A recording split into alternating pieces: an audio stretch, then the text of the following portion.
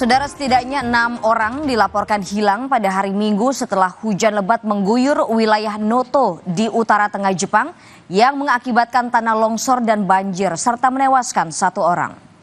Badan Meteorologi Jepang pada hari Sabtu mengeluarkan tingkat peringatan tertinggi untuk hujan lebat di beberapa kota di prefektur Ishikawa, termasuk kota-kota yang terkena dampak parah, Zuzu dan Wajima di pantai utara Semenanjung Noto. Hujan telah turun di wilayah itu selama 3 hari terakhir. Setidaknya 16 sungai di Ishikawa meluap hingga Sabtu sore. Di Wajima, petugas penyelamat tengah mencari 4 orang yang hilang setelah tanah longsor di lokasi konstruksi. Mereka termasuk di antara 60 pekerja konstruksi yang tengah memperbaiki terowongan yang rusak akibat gempa bulan Januari.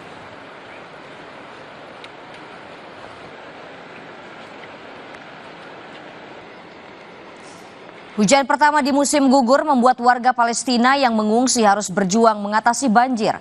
Air setinggi 15 cm menggenangi tenda pengungsian. Warga yang menghuni tenda pengungsi di Muasi sepanjang hari harus bergotong royong mengeluarkan air yang menggenang. Para warga mengambil barang yang bisa diselamatkan. Sementara sebagian lain berusaha mengeluarkan air yang menggenang dari tenda pengungsian.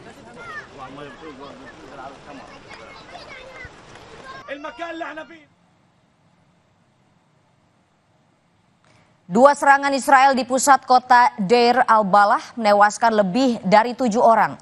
2 di antara korban meninggal adalah perempuan. Serangan pertama Israel menghantam sebuah apartemen pada Minggu siang dan menewaskan 4 orang. 2 perempuan di antaranya menjadi korban meninggal. Serangan kedua pada Minggu sore menewaskan 3 orang. Serangan ini terjadi saat 4 korban tengah disolatkan. Jenazah itu dibawa ke rumah sakit.